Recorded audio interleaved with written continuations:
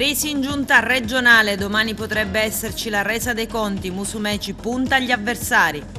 Papa Francesco in diretta su Rai 3, ospite di Fabio Fazio, è cambiata tanto la TV e soprattutto è cambiato il Papa. Allerta meteo in Sicilia per il vento di burrasca, previste raffiche fino a 53 km/h. Calcio, il tecnico dell'Acragas presenta nuovamente dimissioni. Biancazzurri sono reduci da un pareggio amaro. Basket, la Fortitudo segna la 15ª vittoria consecutiva. Volley, la Seap incassa l'ennesima sconfitta.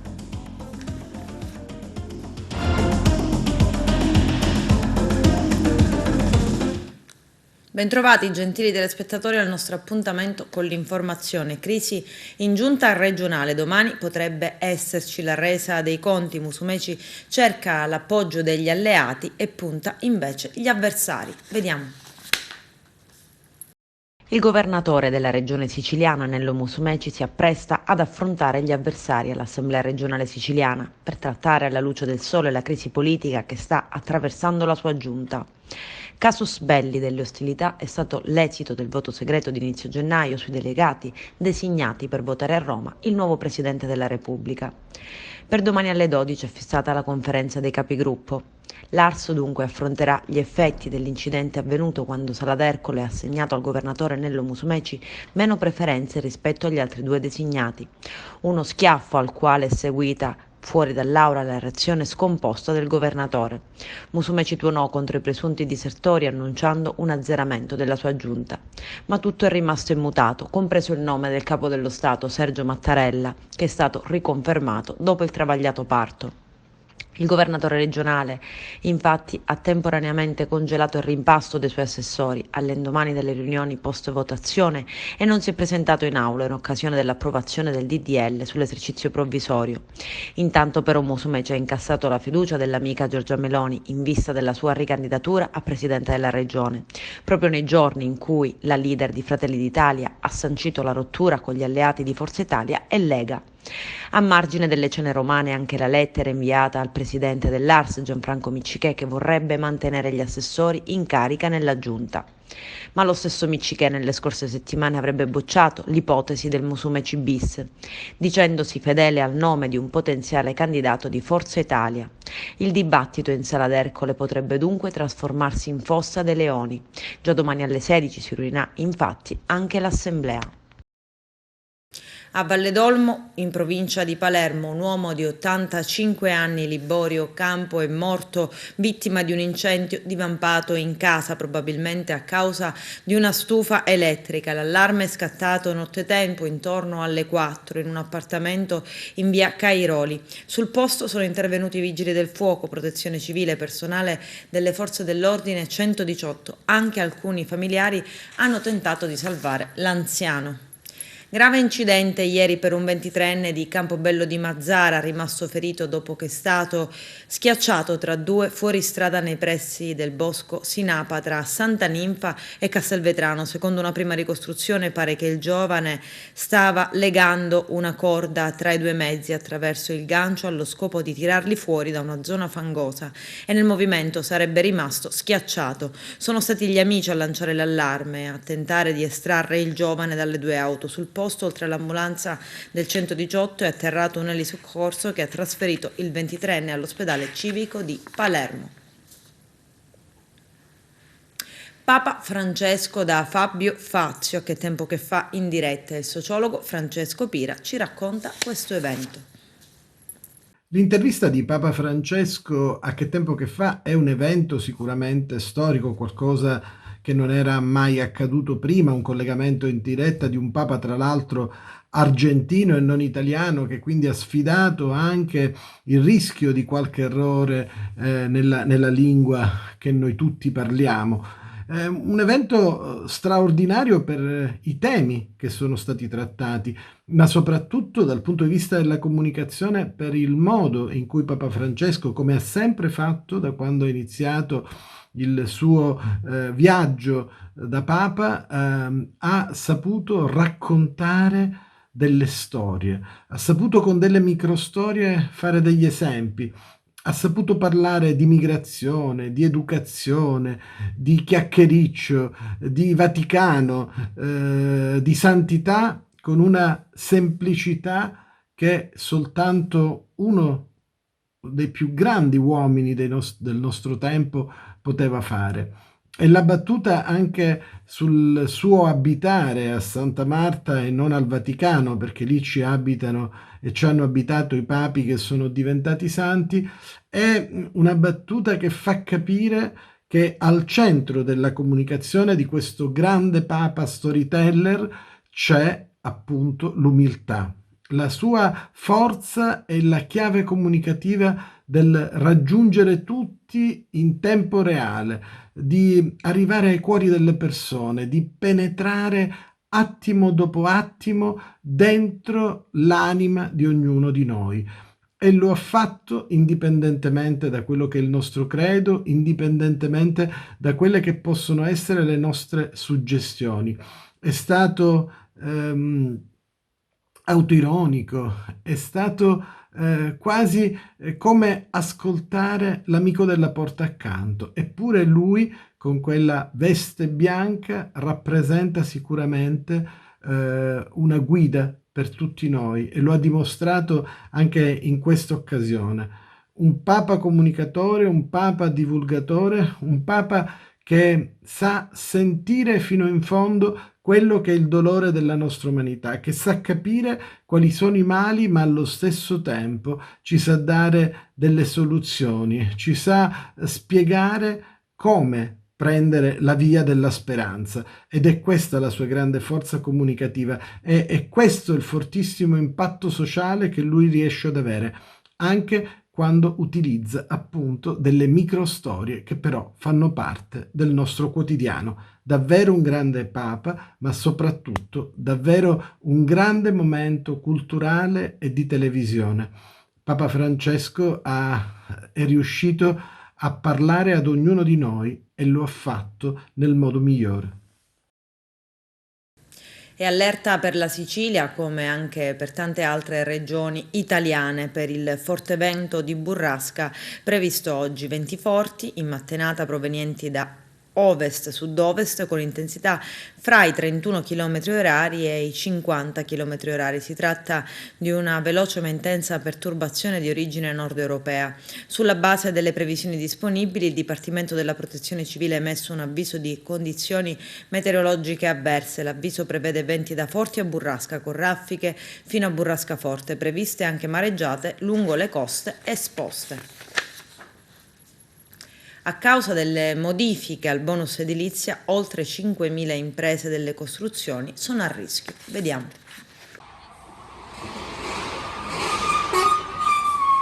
Sì, il motore inizialmente è stato messo in funzione ed era un motore potente che poteva muovere un'economia come inizialmente ha mosso.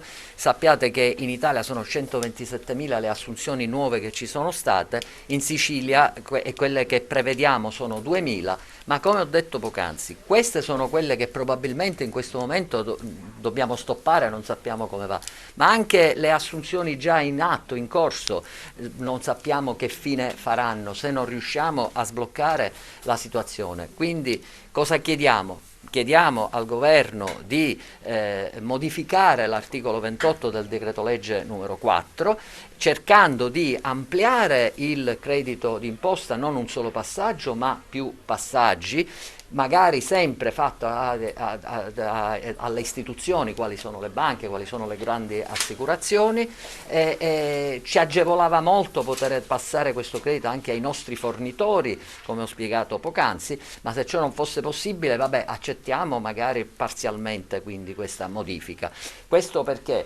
Perché ristabiliamo subito il meccanismo della cessione del credito, che in questo momento quindi è praticamente bloccato, e inoltre i controlli per prevenire le truffe noi le vogliamo, le fomentiamo, chiediamo che ci siano, ma come nell'esempio che ho fatto poc'anzi non buttiamo, non chiediamo, non diciamo ai pescatori non pescate più, non si pesca più perché qualcuno ha fatto la pesca di frodo.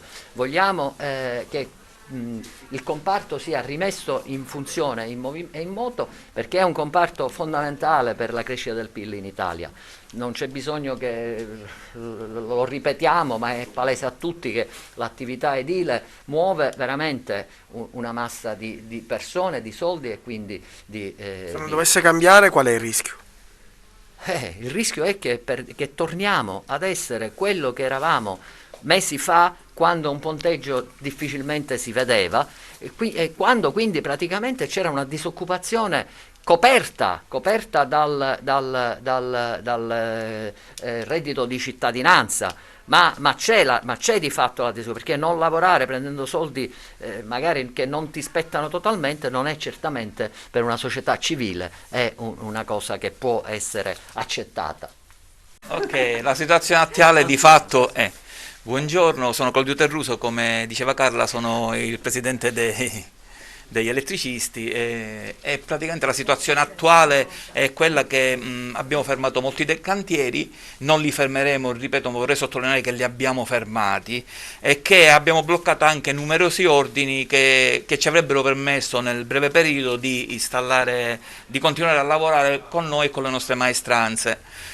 Dico, non è possibile procedere in questa maniera, diciamo che non è possibile che lo Stato con interventi stop mette delle pezze a delle inadempienze fatte da lui, perché è stato lui a vederci in questa cosa ed è stato lui a sbagliare e non effettuare i normali controlli che andrebbero fatti in una così importante transizione energetica. Chiediamo quindi che subito si possa continuare in maniera tranquilla nelle lavorazioni e che non ci siano altri stop che ci verrebbero un pochettino ok. Sì, anche perché diciamo, abbiamo molto investito in queste nuove normative. Per noi la cessione del credito ovviamente ci dà la facoltà di prendere lavoro, di prendere manovalanza e quindi di mettere anche in circolazione denaro, mettere nelle condizioni le persone che vanno cercando lavoro di avere un futuro, di apprendere un mestiere, un lavoro. E poi per non parlare anche del discorso stesso che diceva Claudio Terruso, l'efficientamento energetico è qualcosa a cui andiamo incontro ed è importante, ci dobbiamo adeguare, poi possibilmente verranno anche le multe perché non ci siamo adeguati per tempo, quindi sfruttare tutti questi diciamo, stanziamenti che sono stati dati, forniti, per portarci avanti, per crescere, cioè considerate tutte le aziende che hanno messo dentro materie prime, quindi gli ordini che sono stati fatti, i clienti che oggi come oggi ci chiedono la stabilità, una certezza che noi non siamo in grado di dare, preventivi già fatti che vengono annullati, vengono sospesi, diciamo che è una instabilità generale, non siamo in grado di stabilire, di tenere stabile né la nostra situazione né i soggetti, i clienti che ci chiedono preventivi, che ci chiedono di ristrutturare la palazzina, di montare pannelli fotovoltaici, insomma siamo fermi e questo è un rischio grossissimo perché è una catena. Noi che siamo la ditta, che sa i lavori, poi c'è il fornitore, poi c'è colui che è il panificio, come diceva il signor Sciascia, il nostro presidente, che praticamente vive anche di queste piccole movimentazioni. Dico, bisogna muovere lavoro per far crescere l'economia. Se noi fermiamo il lavoro, fermiamo l'economia. Medici Novax, oggi l'ordine di Messina ne sospende 168. I dettagli nel servizio. Purtroppo esiste una minoranza, ma è una minoranza che fa rumore e che danneggia l'immagine della medicina della nostra provincia, ma soprattutto danneggia la popolazione per i messaggi falsi che vengono mandati. C'è da dire che le sospensioni che noi abbiamo fatto e delle quali onestamente mi rammarico perché è sempre difficile sospendere un collega dalla professione, e sono dei numeri sopravvalutati, nel senso che la percentuale fra quelli sospesi di veri Novax è molto bassa. Nella realtà noi, i medici, così come tutto il personale sanitario, ha l'obbligo di completare il ciclo vaccinale, per cui ci troviamo di fronte a molti medici che magari hanno completato il ciclo vaccinale ma non hanno fatto il richiamo, oppure medici che non operano più nella nostra provincia e magari si sono vaccinati e ne abbiamo visti tanti nei luoghi di lavoro, però il sistema non li riconosce, o addirittura altri che sono all'estero e che quindi non risultano. Infatti abbiamo avuto diversi esperienze con colleghi che abbiamo sospeso ma poi abbiamo dovuto riammettere proprio perché nella realtà avevano assolto all'obbligo vaccinale. È un problema, però noi dobbiamo sempre partire da un presupposto: in ogni categoria, non credo che ci sia una categoria esente in cui non ci siano persone meno preparate o persone anche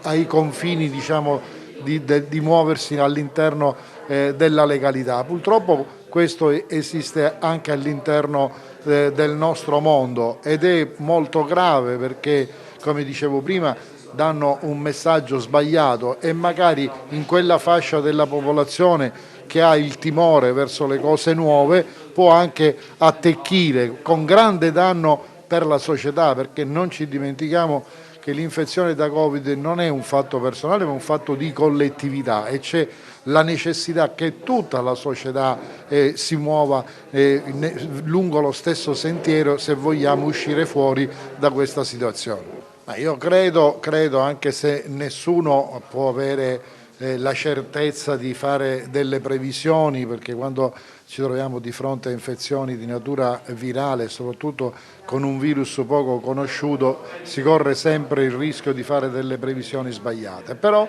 tutto lascia pensare che andiamo verso una lenta risoluzione del problema, perché l'esperienza ci dice sempre che quando ci sono le infezioni virali il virus tende sempre ad attenuarsi, perché è chiaro che le varianti più leggere sono quelle che hanno maggiore capacità di resistere, quelle più letali ovviamente più facilmente vanno a disperdersi. Noi siamo in questa direzione, d'altra parte abbiamo numeri molto alti rispetto per esempio alla ondata precedente e questo mi fa essere moderatamente ottimista.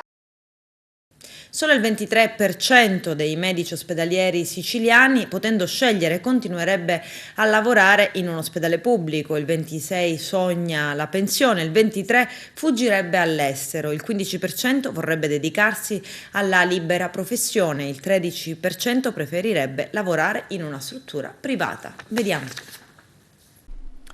Solo il 23% dei medici ospedalieri siciliani, potendo scegliere, continuerebbe a lavorare in un ospedale pubblico, il 26% sogna la pensione, il 23% fuggirebbe all'estero, il 15% vorrebbe dedicarsi alla libera professione ed il 13% preferirebbe lavorare in una struttura privata. Addirittura il 32% appenderebbe il camice bianco al chiodo e sceglierebbe un'altra professione. È quanto emerge dal sondaggio condotto dalla Federazione CIMO-FESMED, a cui i medici siciliani hanno risposto in massa. Sono 410 in tutto le risposte arrivate dalla regione, numeri che dovrebbero allarmare istituzioni regionali e pazienti. Se non si fa qualcosa per arginare il malcontento dei colleghi, commenta il segretario di CIMO Sicilia Riccardo Spampinato, il rischio di non poter assicurare la tutela della salute dei cittadini è dietro l'angolo. La nostra fonte è JDS Online.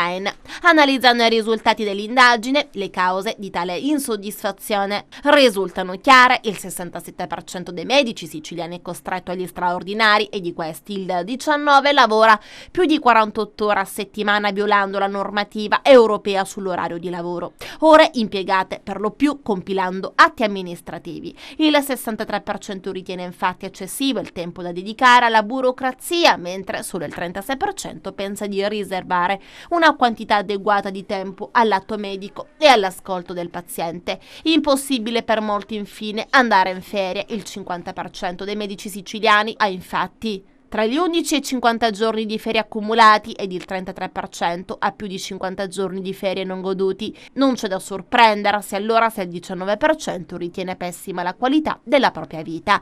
A complicare le cose poi sono stati senza dubbio 2 anni di emergenza causati dal Covid-19 che hanno aumentato lo stress psicofisico ritenuto elevato dal 72% dei medici e la percezione del rischio professionale alto per il 71% degli aderenti e della sicurezza della propria famiglia 60%.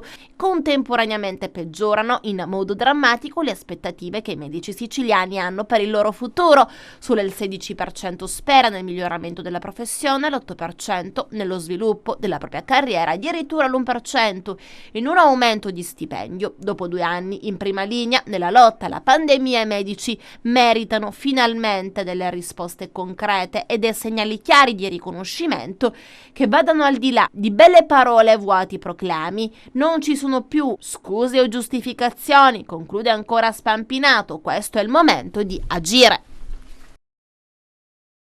Ladri in azione ancora una volta nel parcheggio dell'ospedale San Giovanni di Dio di Agrigento. Altre 2 Fiat Panda sono state infatti rubate ad altrettanti visitatori mentre si trovavano all'interno del nosocomio per far visita ad alcuni parenti. La scoperta all'uscita, quando non hanno più visto i rispettivi mezzi. Così non è rimasto altro da fare che presentare denuncia agli agenti della sezione volanti della questura di Agrigento che si stanno occupando della vicenda. Sale a 3 dunque il numero delle automobili, tutte Fiat Panda rubate all'interno del parcheggio dell'ospedale. Il primo episodio risale a circa 20 giorni fa, quando ad un operatore sanitario di Racalmuto fu portato via il mezzo.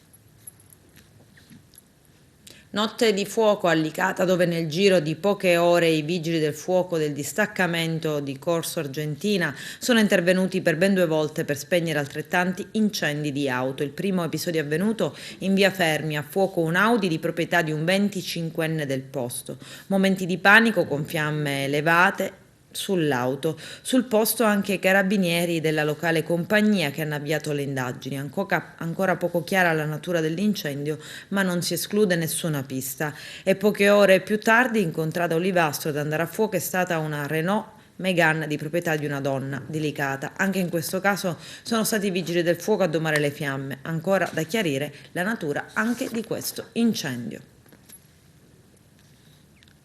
Torna la giornata della raccolta del farmaco dall'8 al 14 febbraio. L'iniziativa consiste nel donare 1 o più medicinali da banco che saranno consegnati a famiglie o a persone indigenti. Vediamo. È povertà sanitaria da Covid, cioè c'è una povertà sanitaria, ma la povertà sanitaria c'è sempre stata, è stata amplificata da 2 anni di pandemia. Quindi le faccio un esempio. Il dispensario del Buon Pastore in questo momento non ha gel topici, non ha colliri, non ha fermenti lattici, non ha farmaci pediatrici. Questa è la situazione. Quindi noi, pur avendo distribuito, proprio perché abbiamo distribuito quasi 5.000 farmaci, quest'anno in questo momento abbiamo tutte queste carenze. Ci servono benefattori, perché purtroppo proprio la pandemia non rende possibile, ed è una cosa che a noi sia al Banco Farmacia e Terra di Gesù non piace. Purtroppo l'ingresso nelle farmacie diventa problematica per il volontario, quindi abbiamo deciso di comune accordo di non schierare i volontari, che hanno fatto la fortuna del Banco Farmaceutico e della Terra di Gesù nelle tante iniziative fatte, non ultima la cesta. Quest'anno chiediamo ai volontari di diventare benefattori, cioè di promuovere, si può fare il volontario in modo diverso, promuovendo la donazione del farmaco. Quante sono le farmacie che hanno risposto all'appello a Messina? In città sono 31 e vi dico che siamo, verificavo proprio stamattina questo dato, siamo più alti rispetto alla percentuale nazionale, cioè in Italia ci sono 5.000 farmacie, a Messina 30, ma in proporzione in rapporto alla popolazione generale Messina ha un 30% in più di frequenza. Ricordiamo allora quali sono gli orari, come si svolge questa iniziativa. Dall'8 al 14 febbraio si può andare, si può donare tranquillamente, ci si faccia consigliare dal farmacista. Se il farmacista spinge la donazione dobbiamo essere felici, ma anche pure noi dobbiamo andare in farmacia non soltanto per i tamponi, per i farmaci, per i vaccini, Andiamo per donare per gli ultimi. Sapete che esiste a Messina questa realtà, che non è soltanto questa. Io vi ricordo che c'è un doppio dispensario, c'è un dispensario all'Help Center che venne rifornito qua, poi ci sono anche altri enti assistenziali, ma diciamo che la maggiore parte dei farmaci arriva qui e poi da qua viene ridistribuita. La giornata, che una volta era appunto una giornata di raccolta del farmaco, dura una settimana, in modo da poter dare a chiunque la possibilità di entrare in farmacia e donare tranquillamente un farmaco, anche perché il bisogno c'è sempre, quindi più riusciamo a raccogliere e meglio è. Quali sono le medicine più richieste che possono servire maggiormente? Diciamo sono tutti prodotti da banco. Chiaramente in questo periodo gli sciroppi per la tosse, le tachipirine, tutti gli antinfluenzali generici e poi tutti i prodotti per bambini. I carabinieri della tenenza di Favara hanno denunciato un 37enne noto alle forze dell'ordine per le ipotesi di reato di detenzione ai fini di spaccio e guida senza patente. I militari hanno proceduto a un controllo dell'uomo che è risultato a bordo di un veicolo pur senza la patente. Da più accurati accertamenti, con una perquisizione sia personale che domiciliare, è emerso che il 37enne deteneva 4 grammi di cocaina suddivisi in 3 dosi, 2 grammi di hashish e sostanza da taglio. Ieri mattina un gruppo di residenti della via Gioeni ad Agrigento, costituitosi in un comitato di quartiere, ha provveduto alla pulizia degli spazi di pertinenza comunale. Vediamo.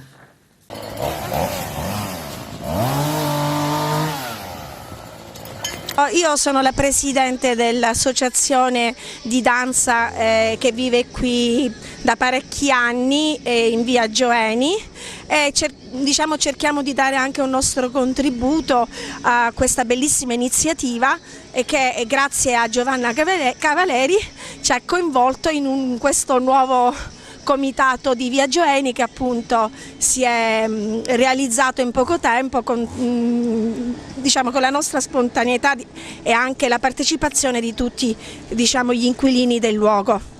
Questo, cerchiamo di dare un buon inizio, ma non per la via Gioeni, ma che serva appunto come un input per tutta la città. Allora io, per quanto riguarda il mio settore, ho cercato da anni di educare i bambini, quindi essendo un insegnante anche di danza, e di crescere con questo spiccato buonsenso civico. Almeno ci proviamo.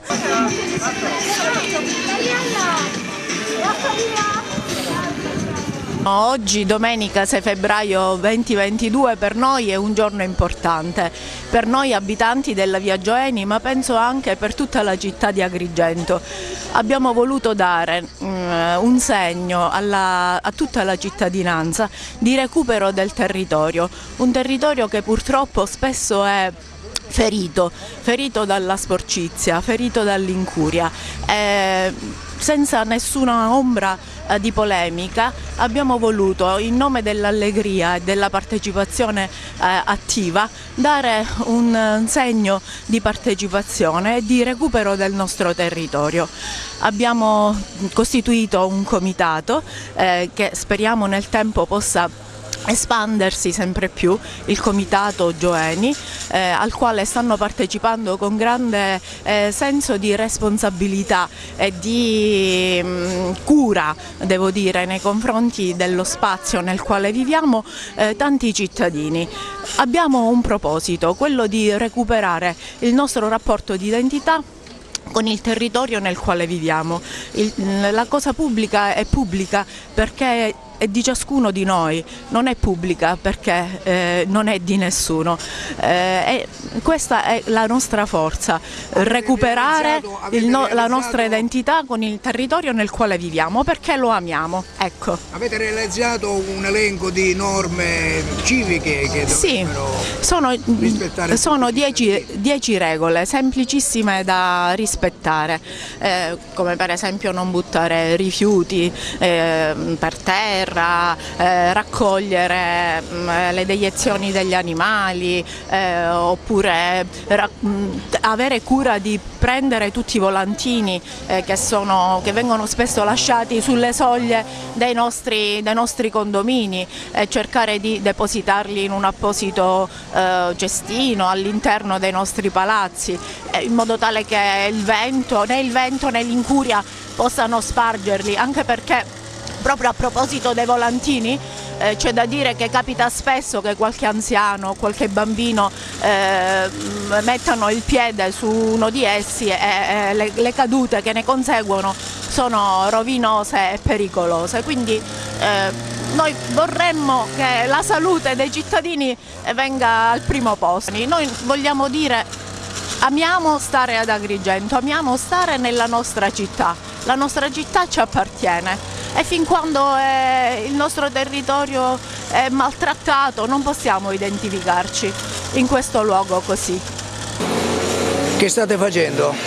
Stiamo dipingendo dei sassi, ciotola per ciotola, in modo da creare una sorta di fontana che proviene dall'albero da tutto il processo.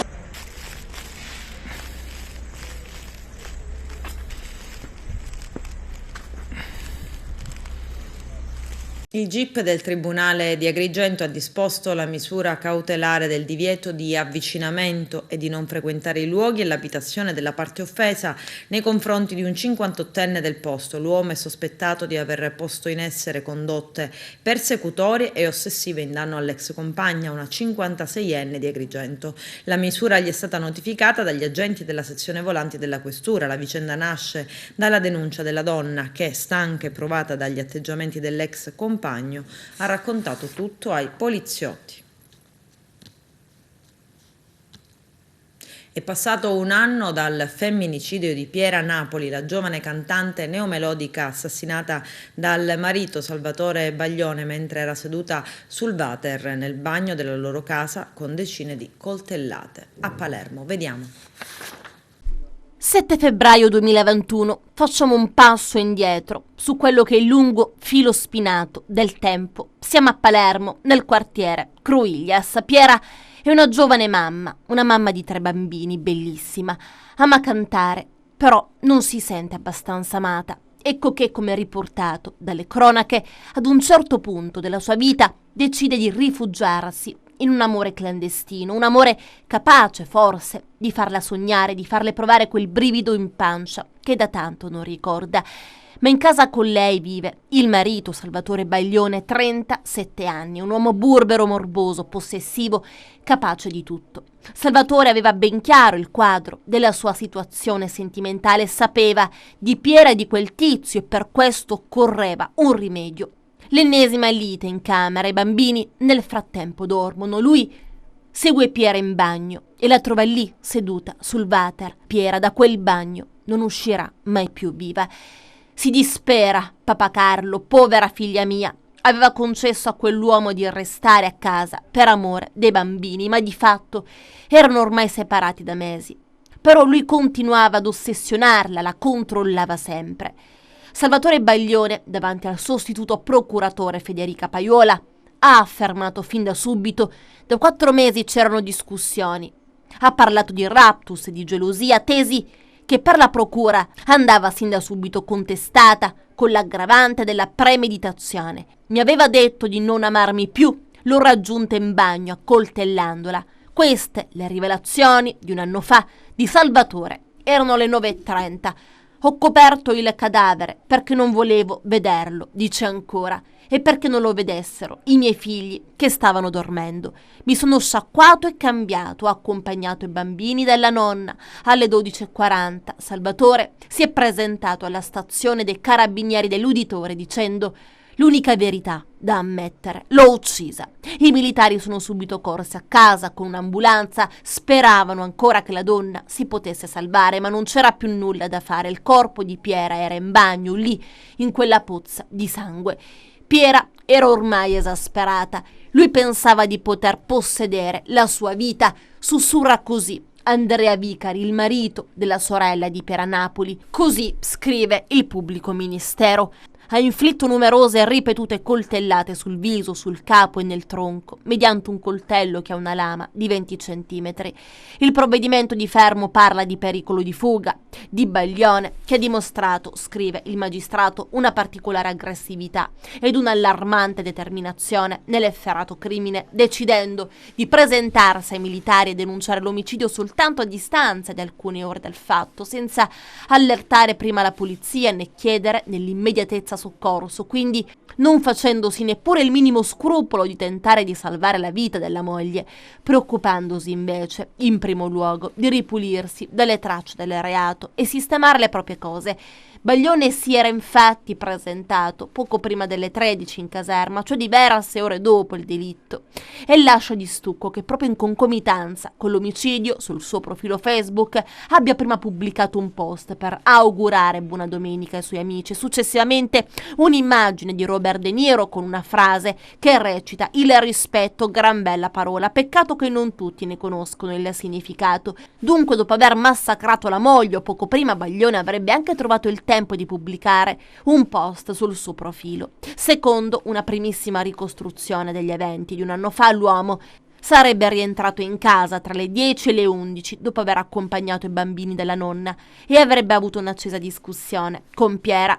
La situazione sarebbe presto però degenerata, i due sarebbero arrivati persino alle mani. L'uomo avrebbe quindi afferrato un coltello da cucina e accoltellato la moglie colpendola almeno 10 volte nella parte superiore del corpo, forse fatale, un colpo alla gola. La donna probabilmente aveva cercato di nascondersi fuggendo dal marito.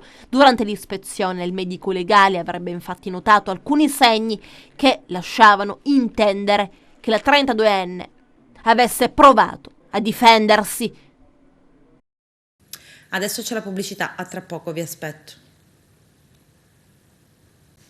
La società dell'Acragas Calcio informa di aver ricevuto questa mattina le dimissioni irrevocabili dell'allenatore della prima squadra Giuseppe Anastasi per motivi già manifestati nella pregressa comunicazione. Le dimissioni sono state accettate dalla dirigenza biancazzurra. Anastasi, d'intesa con la società e in particolare con il presidente Giuseppe Deni, accetta di ricoprire un ruolo di responsabilità all'interno del club acragantino. L'Acragas coglie l'occasione per ringraziare Giuseppe Anastasi per i risultati ottenuti, per il grande impegno profuso e la professionalità dimostrata in questi 6 mesi alla guida della squadra bianco-azzurra. Ma facciamo un passo indietro e torniamo a ieri, domenica, giornata in cui l'Acragas conquista un punto amaro a Marineo contro l'Oratorio San Ciro e Giorgio. I biancazzurri pareggiano 1-1, il Canicattì è ora distante 8 punti. Carmelo Lentini. Un pari che sta stretto all'Acragas che dopo una gara d'attacco ed occasioni sprecate si deve accontentare della spartizione dei punti in palio. Purtroppo ciò rallenta la corsa alla vetta ed ora i punti di distacco dalle prime 2 aumentano. Ritornando alla gara, la compagine dei Templi ha disputato un primo tempo concentrato e molto fisico per la tenacia del Marineo. Occasioni sprecate d'un soffio e grandi parate del portiere locale Cesai negano il vantaggio degli ospiti sino alla mezz'ora. Poi l'Acragas riesce a passare grazie al difensore Tuniz. Si batte un calcio d'angolo, Jardel colpisce di testa, respinge corto Cesai e Tuniz insacca da pochi passi. Un vantaggio meritato che legittima la netta superiorità della compagine dei Templi. Mentre si ritorna invece dentro gli spogliatoi alla fine del primo tempo avviene un brutto episodio tra Azzara e Yeboah. L'arbitro vede tutto ed espelle entrambi. Al 63esimo invece l'episodio che porta al pareggio il Marineo. D'Agostino appena entrato riesce a penetrare in area biancazzurra che affrontato con decisione da Leonardi cade. L'arbitro non ha dubbi ed assegna il calcio di rigore. Dagli 11 metri trasforma l'ex Cocuzza. Poi la squadra si allungano con qualche occasione per parte, ma il risultato non cambierà. L'Acragas non riesce a passare dunque con il Marineo, ne approfittano Canicattì e Don Carlo Misilmeri per allungare in classifica generale. La compagine biancorossa di Lillo Bonfatto infatti passa a Monreale, anche se con un po' di affanno, e fa il voto dietro. Adesso i punti di distacco dall'Akragas salgono ad 8. Per quanto riguarda il Don Bosco Misilmeri, con i 3 punti conquistati a Casteltermini, si stacca dalla compagine dei tempi di 3 punti. Il Pro Favara supera in derby l'Unitas si sciacca, mentre il Casteltermini, come scritto prima, cede di misura con il Misilmeri, riprende a vincere il Castellammare, mentre continua il momento felice per il Parmonval che passa a Marsala, prossimo avversario dell'Akragas. Termina senza vinti né vincitore il derby cittadino tra le 2 squadre di Mazara. Anche Nissa ed Enna termina a reti bianche. Ed ora l'intervista rilasciata dal mister Giuseppe Anastasi a conclusione della gara di Marineo. Ma chi ha visto la partita penso che capisce che il risultato ci sta troppo stretto. Abbiamo avuto 3-4 palle importanti, un rigore non dato netto, ma per adesso è così, ce ne facciamo una ragione, continuiamo, lavoriamo e andiamo avanti. Però ripeto, oggi veramente effettivamente abbiamo fatto una gran partita sotto gli occhi di tutti. Che partita è stata sotto l'aspetto tecnico dell'Akragas? No, ma io penso che oggi abbiamo fatto per 60 minuti, abbiamo avuto un gran possesso palla, abbiamo fatto bene anche nel secondo tempo, abbiamo dovuto cambiare qualcosina dopo l'espulsione di Rodrigo, quindi io penso che alla fine il risultato sta molto stretto. Cosa rimprovera la squadra? No, non c'è niente che rimproverare, rimprovero solamente una cosa, secondo me gli arbitri devono darsi una mossa perché non è corretto quello che succede in certe partite, da 2 o 3 partite che succedono cose strane. Come si esce da questo momento così difficile per l'Akragas? Si esce tutti uniti come sempre, si esce con consapevolezza e siamo venuti a Marineo a fare una gran partita. Andiamo avanti andiamo avanti per la nostra strada, compatti, uniti per raggiungere l'obiettivo. Jardel come l'ha visto? Ma guarda, Cerdelle, giudicarlo oggi per una partita mi sembra superfluo. Naturalmente serve qualche rinforzo sicuramente. E adesso uno sguardo al campionato di promozione, le altre categorie minori, sempre con Carmelo Lentini. Scendendo di categoria nel campionato di promozione Girone A, prodezza esterna del Raffadale che va a vincere sul campo di Castelbuono, grazie alla rete vincente di Polito. La squadra di Giovanni Fassone ha giocato al piccolo trotto e si è portato con il minimo sforzo l'intera posta in palio. Adesso la classifica diventa sempre più interessante anche perché con questi 3 punti si raggiunge il 4° posto in piena zona playoff, pur se in compagnia della Folgore. Tra l'altro il capolista resultano ha perso in casa con il Fulgatore e di fatto si è riaperto il campionato per la lotta a vertice.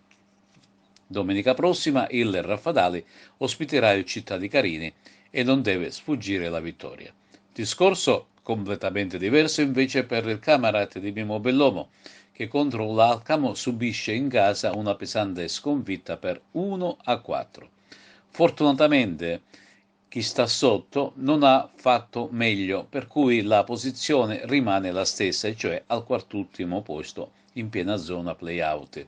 Si sono giocati 2 anticipi del girone B di prima categoria e che ha visto impegnate Atletico Favara e Ravanusa. La prima ha pareggiato con il Fortegemini per 1-1. Il gol favarese porta la firma di Bonaffino, mentre discrudato è stato quello biancorosso. La gara si è disputata sul campo neutro di Campofranco.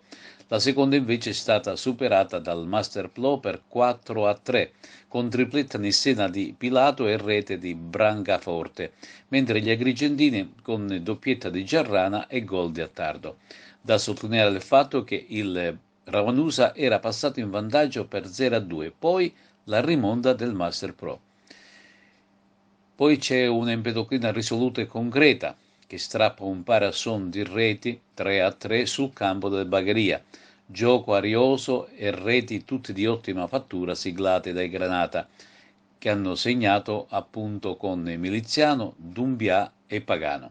Empedoclina che risale lentamente la china, ma il pari sul campo di una pretendente al salto di categoria fa ben sperare per il futuro.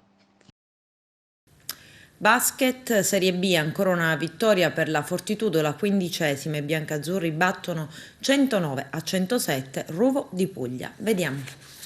Coach, era la prima in classifica contro la terza, la miglior difesa contro il miglior attacco. Ha vinto la miglior difesa, però 109-107 in overtime. Quanto è stato difficile vincere questo match? Allora, stasera sicuramente non siamo stati la miglior versione della nostra difesa. Secondo me nei primi 2 periodi abbiamo fatto cose eccellenti in difesa, perché i 38 punti erano per gran parte merito di alcune prodezze di Ruvo, che ha trovato buoni canestri, qualche disattenzione nostra, ma onestamente rispetto alle ultime uscite la nostra difesa nei primi 2 periodi è stata di un livello sicuramente superiore. Il dato più allarmante sono stati i 30 punti che abbiamo subito nel terzo periodo, che sostanzialmente hanno permesso Ruvo di rientrare dal parziale che avevano durante l'intervallo. Da lì è stata una partita di nervi, è stata una partita di occasioni, di situazioni, quindi devo essere onesto, ragazzi, per l'ennesima volta sono stati molto molto bravi anche in una partita sporca a trovare i canestri decisivi. Abbiamo avuto Cosimo Costi che è uscito dalla panchina negli ultimi minuti, che ci ha permesso di riavvicinarci da almeno 10 dal nostro penultimo time out. È stato eccellente lui, è stata eccellente la squadra a cercarlo, a costruire dei tiri che per lui fossero puliti. Poi ribadisco, da lì ai supplementari è stata una partita in cui dovevamo applicarci di più dal punto di vista difensivo, perché nel finale Ruvo ha trovato tanti canestri da 3 punti, non necessariamente troppo aperti, però dovevamo probabilmente rifare un passo avanti, forzarli dentro, cercare di essere un pochino più cinici, magari spendendo un fallo prima, però voglio dire, abbiamo vinto, di sicuro non sto a recriminare su qualche cosa che poteva essere in una partita che credo che sia stata entusiasmante, che abbia rispettato il pronostico nella sua bellezza, e credo che chi è venuto a vedere la partita si sia divertito, lo spero. Nei primi 2 parziali l'intensità è stata molto molto alta, sia in attacco che in difesa. Nel terzo c'è stato un calo fisico o forse anche la convinzione di portarlo più facilmente a casa questo match? Ma io non credo che serva mettere nel piatto della bilancia oltre i demeriti nostri, i meriti degli avversari.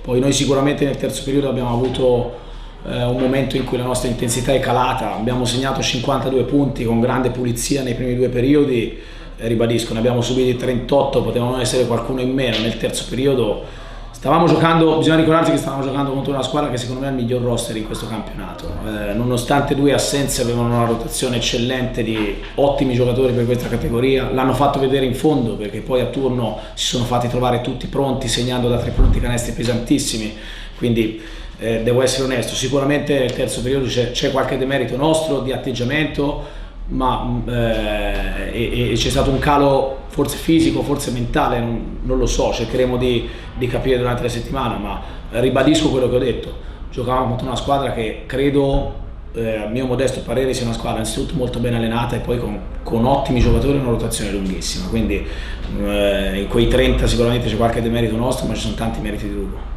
Arriva la 15ª vittoria di fila, sono state battute Molfetta, Bisceglie e Ruvo di Puglia in fila. Quanto è difficile mantenere alto questo ritmo e se si ha anche la paura di avere un calo psicologico? No, io credo che la nostra è una squadra che ha giocatori esperti e tanti giovani.